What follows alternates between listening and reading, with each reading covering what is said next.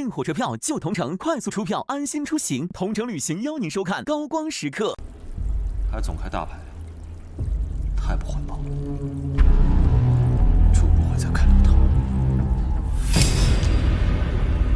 三体由满满鲜果感的纯真真酸奶冠名播出，真食材真好喝。熬夜刷剧有倩碧紫光眼霜，抬眼无纹。倩碧邀您观看《三体》。胃胀、消化不良，用马丁啉。马丁啉邀请收看《三体》。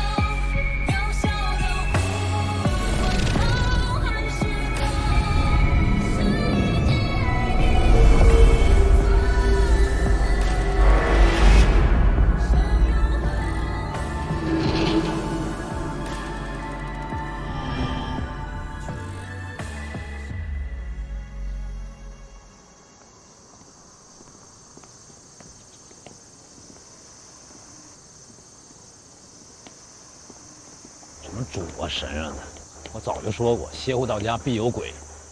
依我看啊，这很像我之前侦破过的一个传销组织，精神状态太像了。那申玉飞一定是被洗脑了。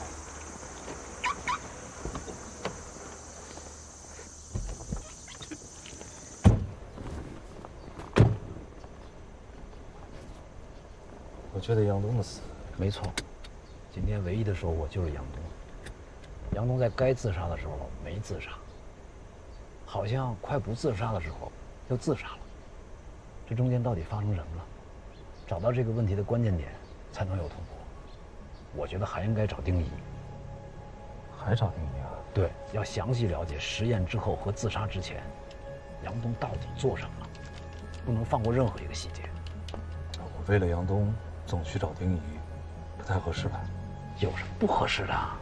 你又不认识他，你只是想认识他。哦，确实不合适。这样不用你，我有10个人。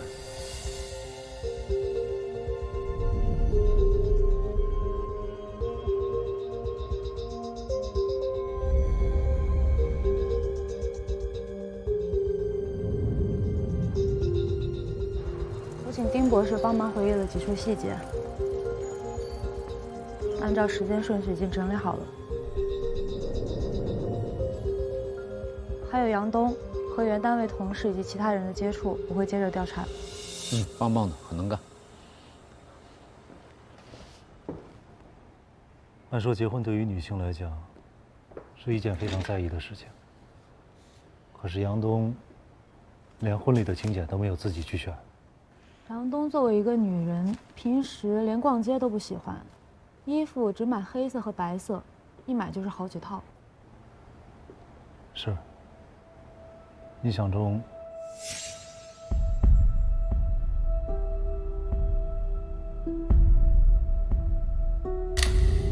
它就是这么简单。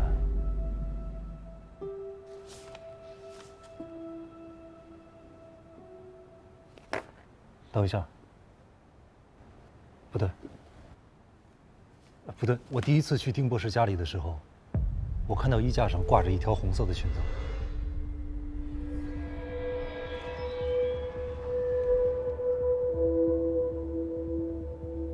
是，我后来去的时候也发现了有几条鲜艳的裙子，而且款式很时尚，连吊牌都没摘。据说是他们一起逛街的时候买的。像杨东这样生命里只有物理啊，对自己的生活都毫不在意的人，居然能够放下一切的研究，跟丁仪一起去装修房子、筹备婚礼，这不奇怪吗？你难道不想听一场演唱会吗？你除了物理学家的名字，你能跟我说个歌手的名字我听吗？我不认识，但我们可以认识认识。你车上经常放的那张专辑就不错。那个放了很多年了。我觉得你那个研究啊，你说我们结婚的日子，要不要找大师算一下？好看吗？我新做的。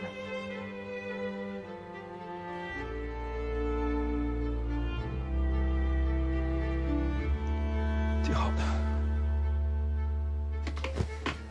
这张床好舒服，就订它吧。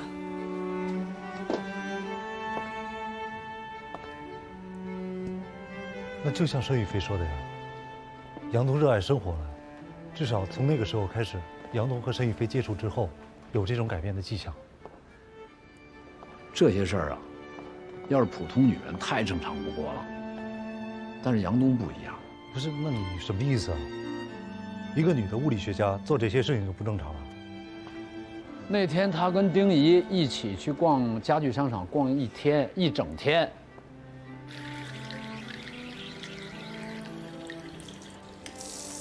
而且根本压根儿就没提关于物理的事儿。我喜欢这个，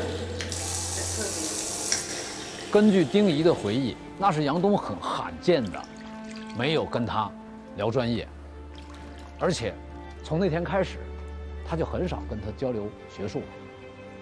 我们要不要装个浴缸？每天晚上可以泡个花瓣浴。那或许这是绝望的另一种表现呢？是，但是他好像还挺开心。你看啊，这是他那时候的照片，状态很放松，跟你给他拍那张状态完全不一样。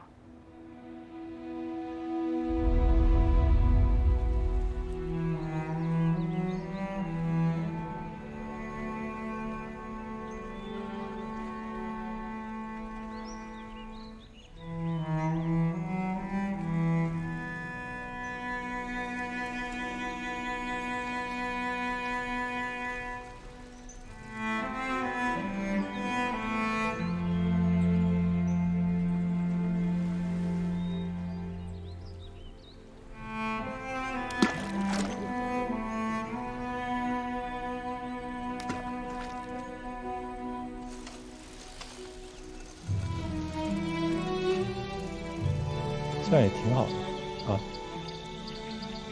你要是喜欢，又可以经常来。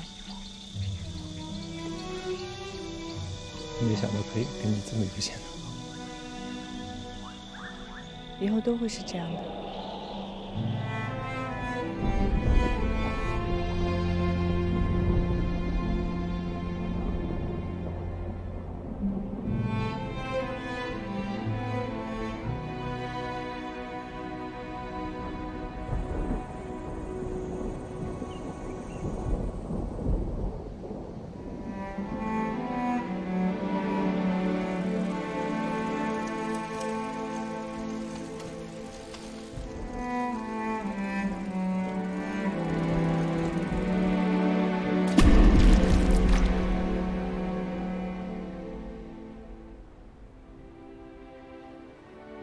就史强，我真的不知道你想干什么。你让我停下自己手头的工作，跑到这儿来，跟着你一起把丁一和杨东所有的事情全都复盘一遍，无聊吗？你们搞科研的反反复复做一件事情，不无聊吗？我们那是在做实验啊，要反复的求证。我们办案的人，把那个受害人和嫌疑人走过的路再重新再推演一遍，也是求证啊。哎，你急什么呀？哎，怎么一提杨东你就着急呢？好，我说不过你。提申玉飞你怎么不急呢？哎，你跟杨东，你们俩是只见过一次？好了，我们现在把所有事情又反复推演一遍了，你得出什么结论来了？结论就是，申玉飞跟杨东接触之后，杨东好像放弃了科研，想去做一个家庭主妇。他选择做一只无忧无虑的活鸡。都无忧无虑了，为什么还要自杀呢？那只有主知道啊。申玉飞的主。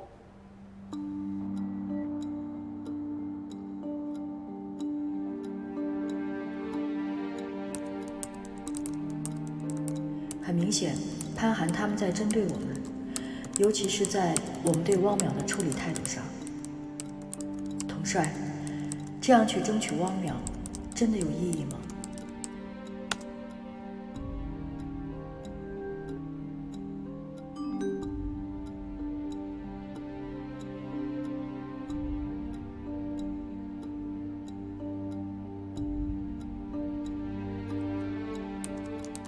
是的，他们做的很多事情确实要比我们极端。他们直接对科学家下手，甚至破坏了很多科研基地。但不得不说，他们的做法产生的影响比我们大多了。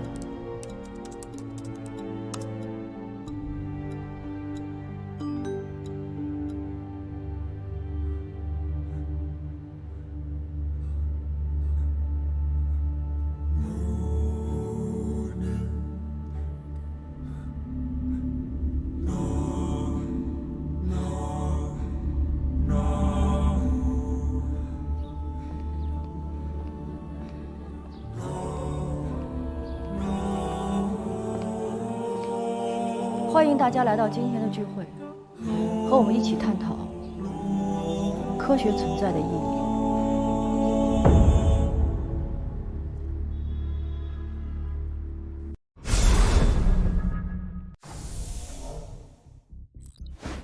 地点数据匹配，复原影像开始扫描，扫描中，目标锁定，放大 ，Inter-Evo。应该就是他。为机器人16年，他曾经是古人智慧的强大拓展。他凭借超强性能抵抗外来文明，进化的创作，进化的沟通，进化的人工智能体验。人工智能，古人可真会起名字。400年前的古董竟然这么厉害，我把英特尔 Evo 带回去，你不介意吧？超能轻薄本认准英特尔 Evo 标。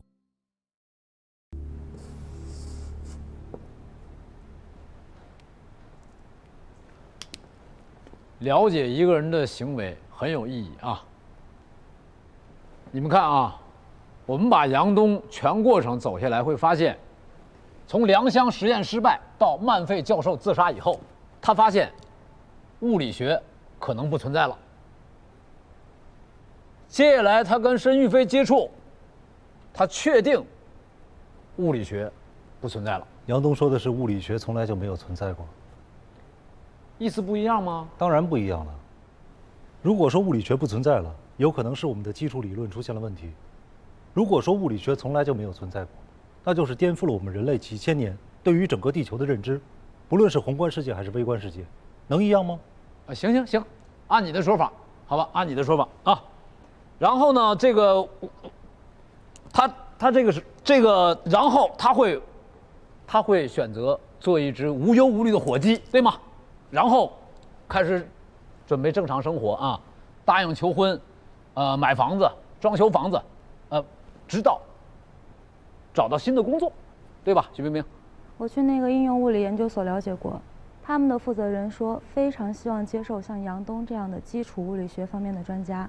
杨东他自己也对新的工作产生了极大的热情，但令人非常遗憾的是，他在接受了这份 offer 之后的第3天自杀了。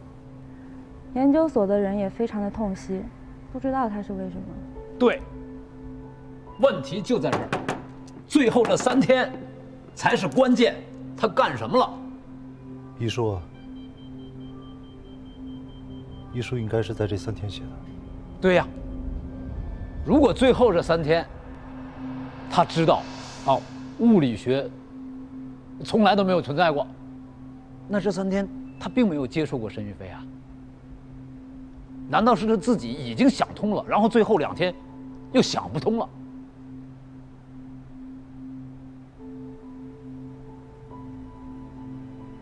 许冰冰，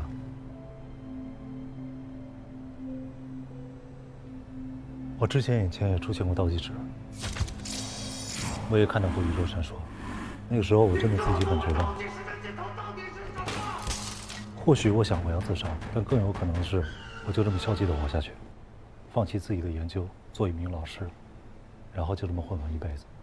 但是突然又有一天，我眼前又出现了一个倒计时，或者其他一种什么震撼我的东西，我无法想象这种震撼要到达一个什么量级，才能让我选择放弃自己的生命。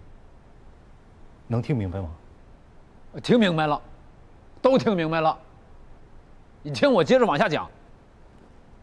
这段时间是杨东准备无忧无虑的过正常生活。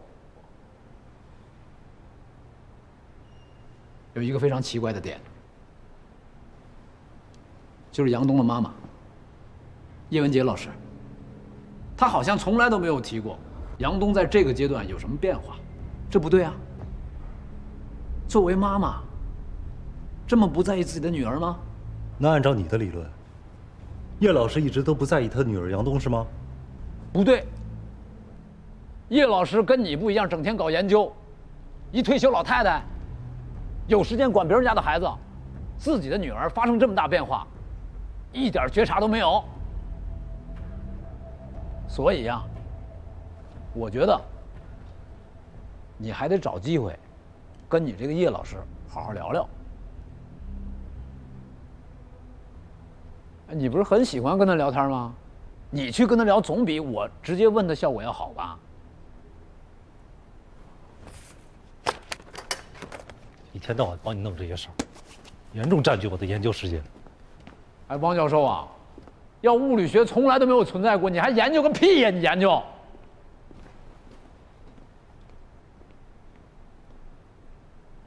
哎，我刚才我就是我什么地方我说什么得罪他了？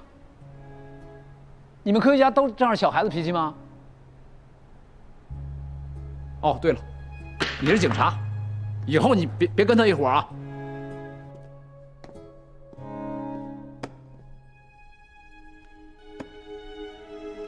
宇宙闪烁的事情，我咨询了专家，结果怎么样？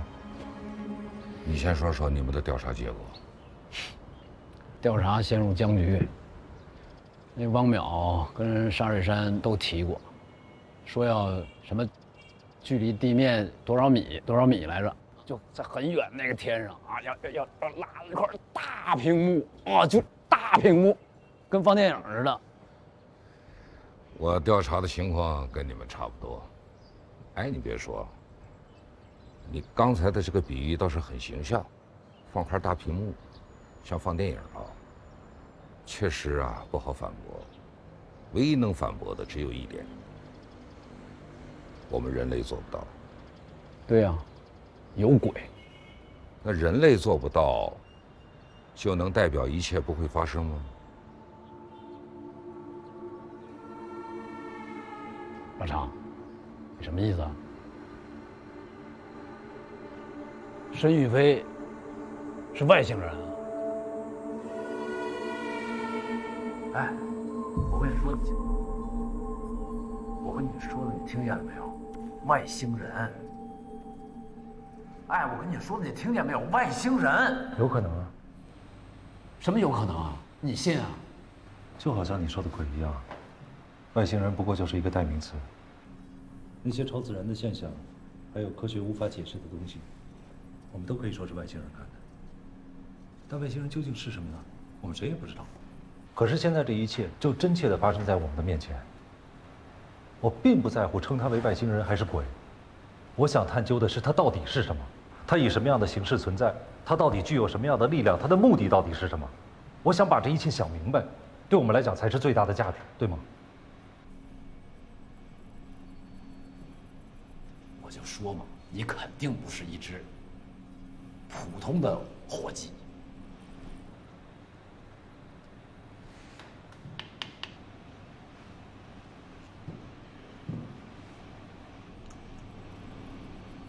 那外星人跟鬼有什么区别呢？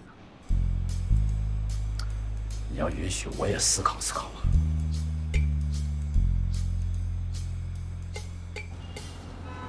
这就是那个。今天就先跟大家聊到这儿了，谢谢大家到来。走吧，走吧。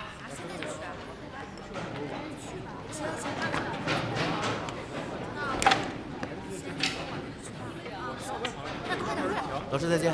再见。老师再见。再见。小王。叶老师。谢谢你啊。我知道你的研究很忙，还特意过来给我的学生们讲应用物理方面的知识。能够得到您的认可，我心里很开心。我退休了，对学术还有些兴趣，所以有时候他们做一些这样的活动，我也过来参加一下。我们这一生的研究，总要后继有人嘛。哦，对了，叶老师，科学边界最近发生了一些事情，调查组那边让我也协助去调查了。在前一段的时候，我看到了一些关于您过去的档案，好像其中有一部分到现在还没有脱密。是的，那的确是一段特殊的经历。其实也没有什么秘密了。你没有经历过那个时代，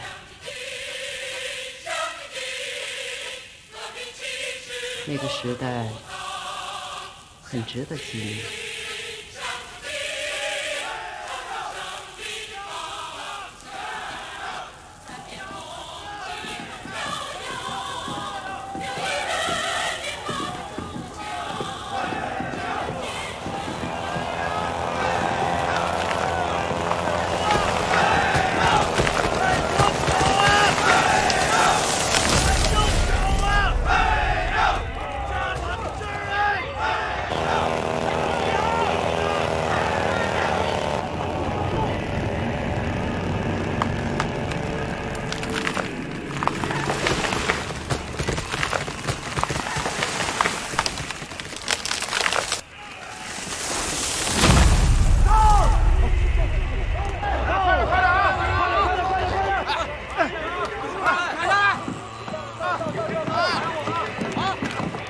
那时候，国家号召知青下乡，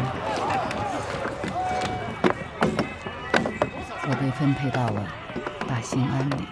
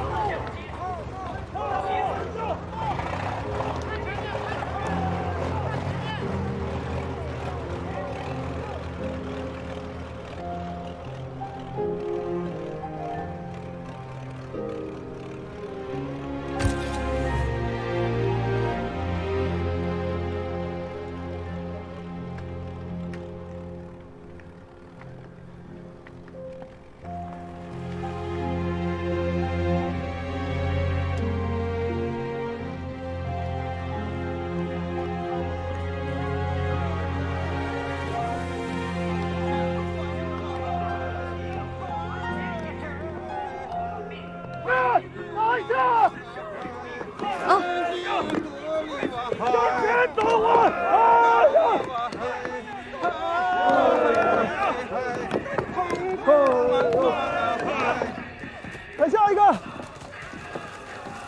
老高，你来一下，快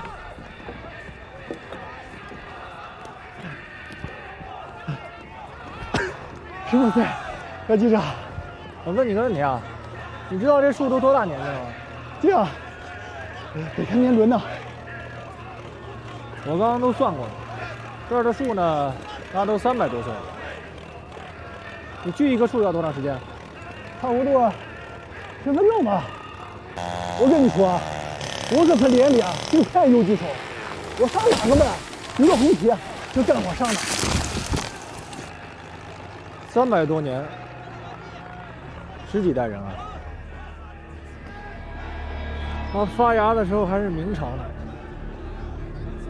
在这漫长的岁月里，它历经多少风雨，见过多少事。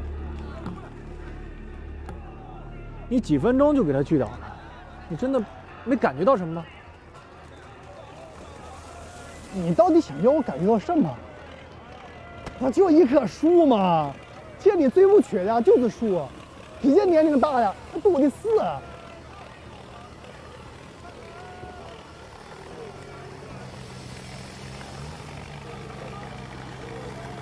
行，你忙吧。喂，记者，你看我这速度，能不能上大青山报啊？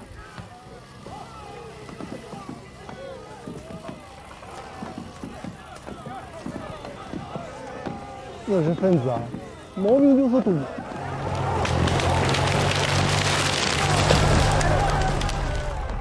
你好，你是叶文洁？嗯。我是大生产报的记者，我叫白木林。你到生产队借书的时候，我见过你。我知道你，我看过你写的文章。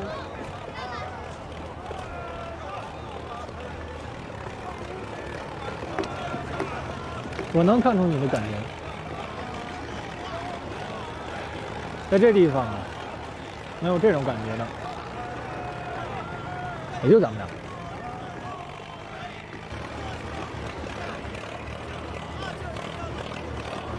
过来歇会儿吧。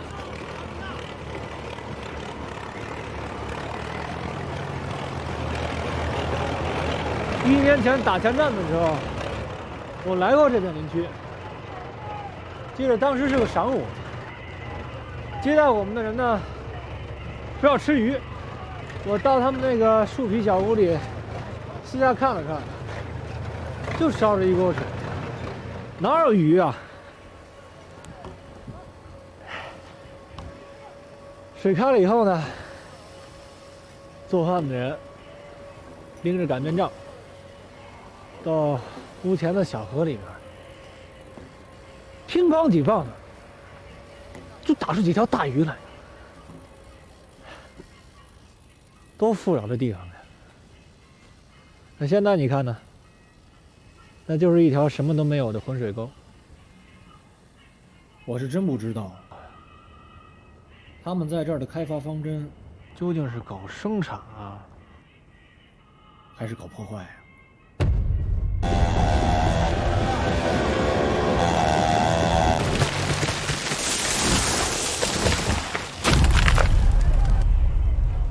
你这些想法是从哪来的？我最近看了一本书，感触很深。能读英文吗？嗯。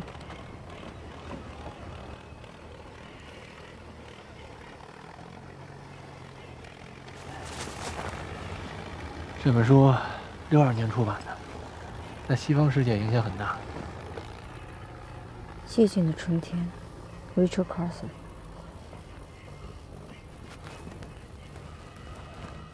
这书你哪来的？这本书引起了上级的重视，要搞内参。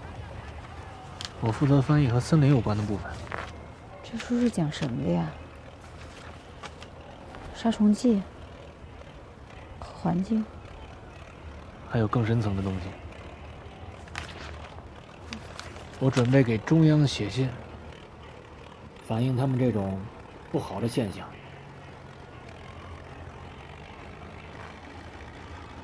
你要是想看呢，就拿着，但是最好别让别人看见。这种书，你明白。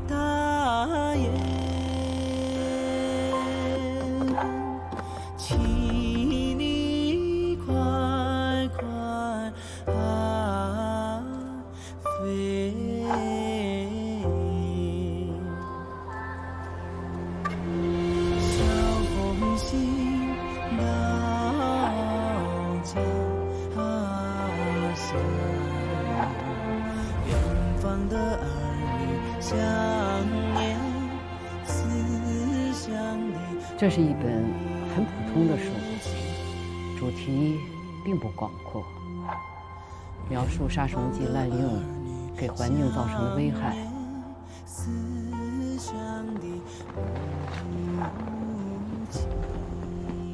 但当时这本书所描述的，让我感觉十分震惊。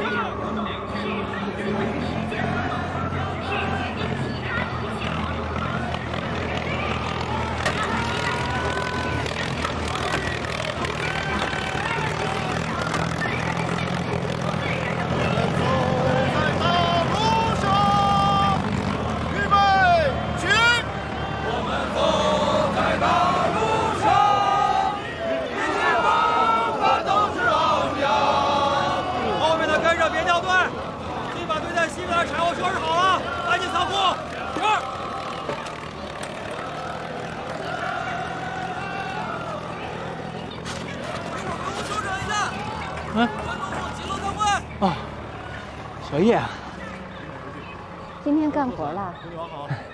下连队这么长时间了，不能总是甩手到处转，劳动得参加。3节合吧。叫什么名？白木林，一把邮具，张子。行，谢谢啊。哎，我们今天到雷达峰干活，那儿林子可真密啊，地上的腐叶到膝盖这么深，我真怕中了伤体。雷达峰啊，厂里边下的紧急任务，再让雷志昌发布一台警戒带。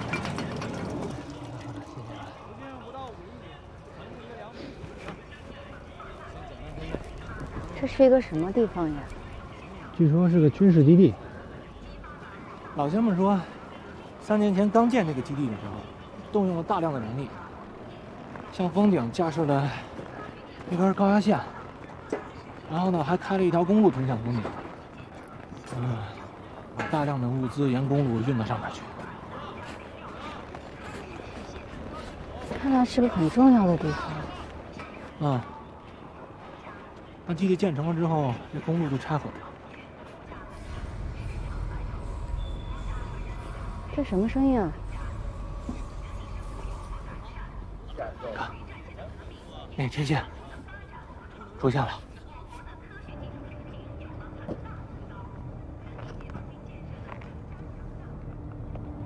这是什么啊？这山峰本来没有名字，只是因为它的峰顶总是会出现这个巨大的抛物面天线，所以才叫雷达峰。这做什么的呀？看上去不像是雷达天线。不知道，它的方向总在变化，但是从来没有连续转动过。走吧。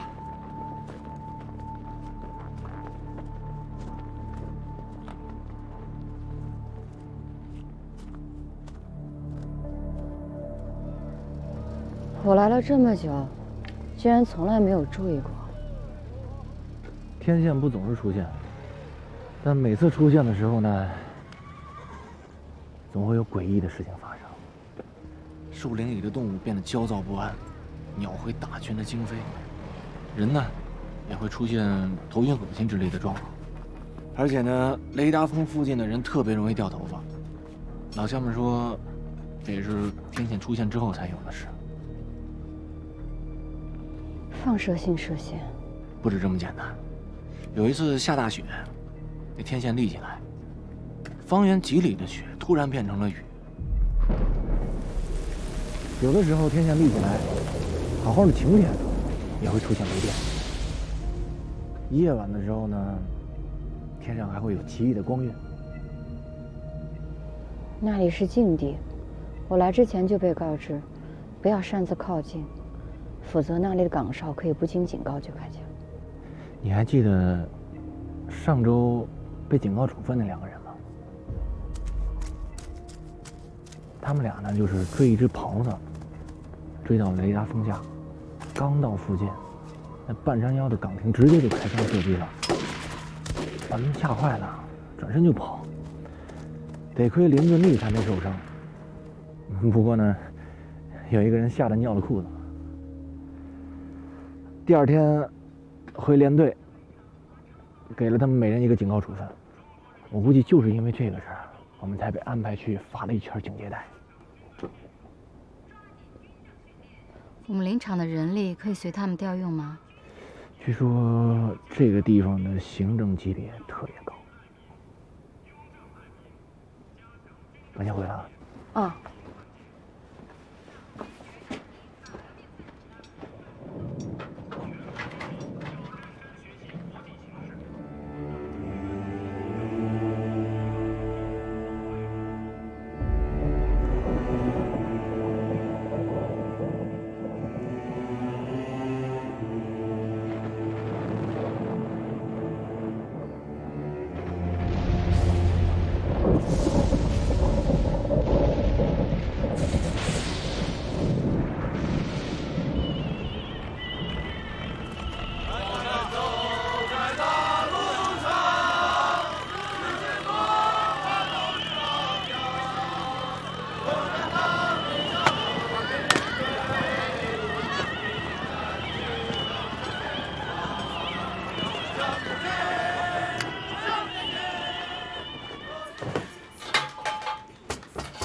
请进。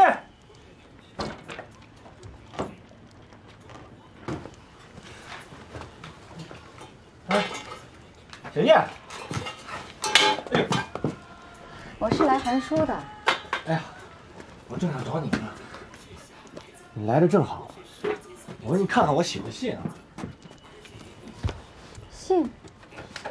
对啊，就我上回跟你说的，我要给中央写的信。啊，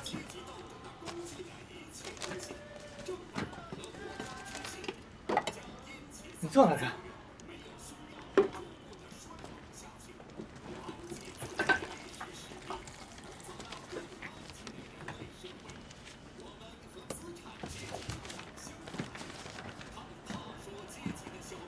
不好意思啊，我这字儿比较潦草。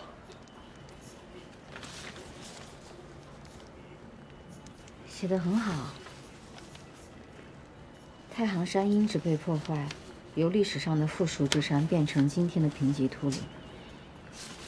现在黄河的泥沙含量急剧增加，北部林场的大垦荒将会带来严重后果。议论严谨，内容也很丰富。行，那我就照这个，我誊抄一份。哎呦，小心烫啊！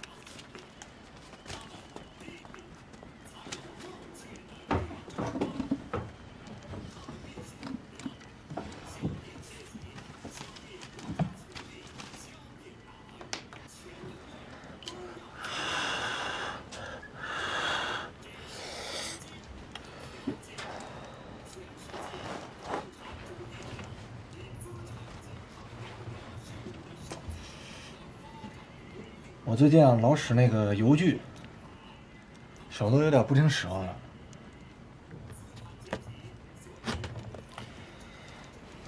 得，废一点。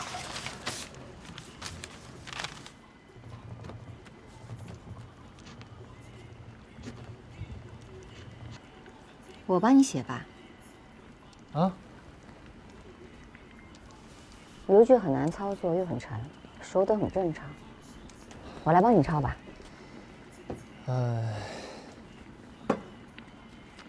行，那麻烦你了。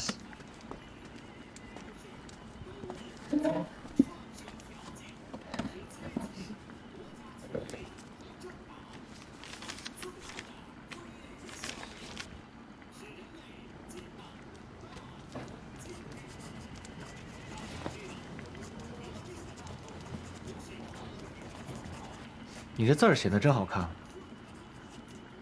你是学物理的是吧？天体物理，现在已经没有什么用了。天体物理，那就是研究恒星的。怎么会没用呢？现在大学都复课了，只是研究生不太招了。像你这样的高级人才窝到这种地方，可惜了。